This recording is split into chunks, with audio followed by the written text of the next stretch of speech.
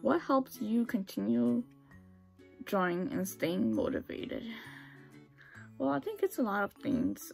You know, being surrounded by people who do art and everything, it really kept me disciplined and always wanting to do better. So it's definitely people who are around me. I follow artists whose work I really enjoy, and you know, when they post up something nice, I'm like, you know what, I need to start working on my stuff too.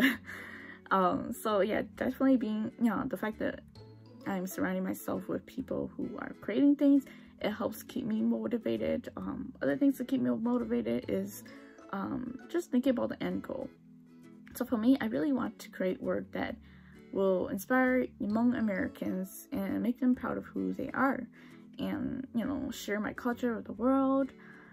So I feel like, you know, every time I make a project or something, I think about that end goal. I think about why I need to make this. So that's really what helps me make things and keep me motivated.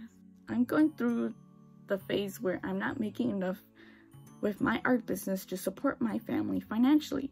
So I have to step back and go back to a regular full-time job to readjust. So my question is, have you gone through that phase and how did you manage it? Of course, I went through that phase. Was it back in 2017, I think? I was pregnant with my second child. And during that time, I was just overwhelmed, and I felt like I needed to take a break from the workforce and focus on my family.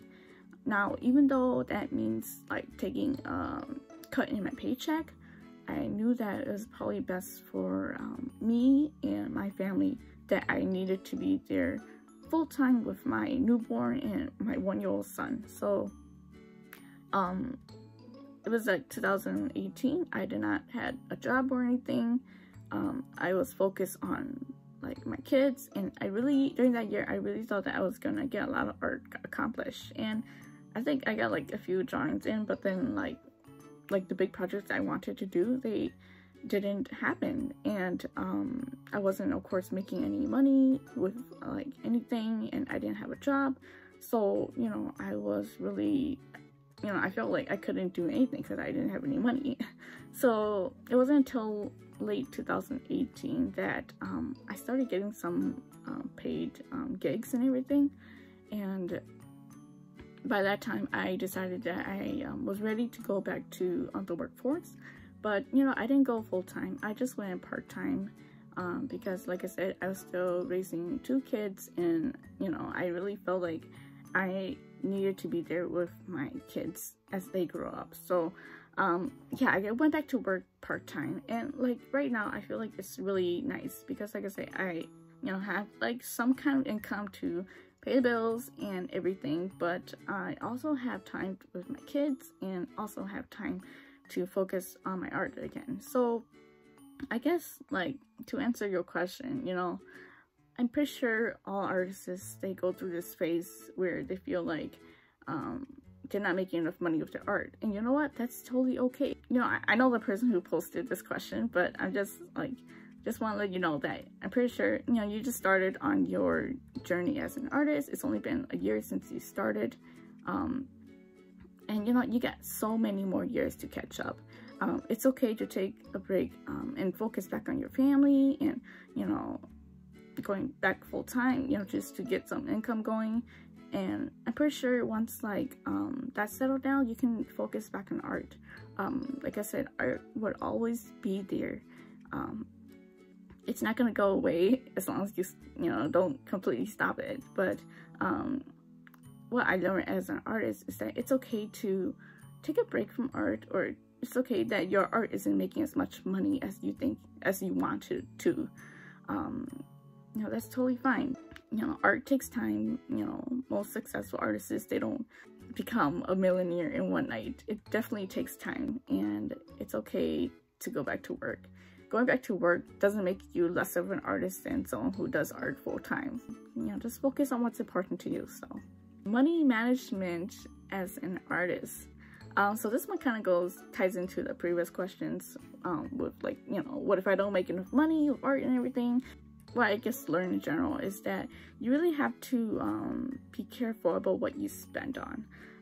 Because with artists and freelancing, so you don't know when your next gig is gonna be, and with money, you know, you have to save a little bit for taxes, you know, because if you do make enough as an artist, then you will get taxed for it, and you have to pay up tax, and you have to pay like what is it, sales tax if you sell stuff or merchandise that is taxable.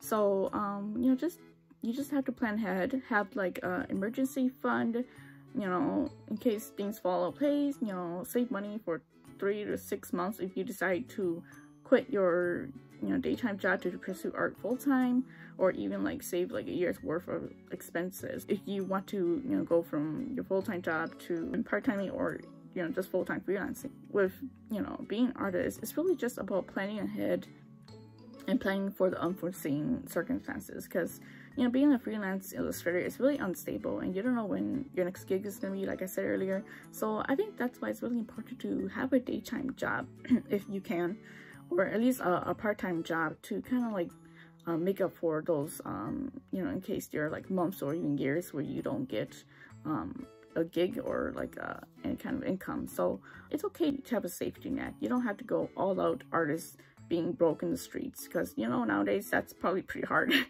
So you know, and especially if you have family, you know, you have to be mindful and to just, you know, think about what best works for you and your family and all of that.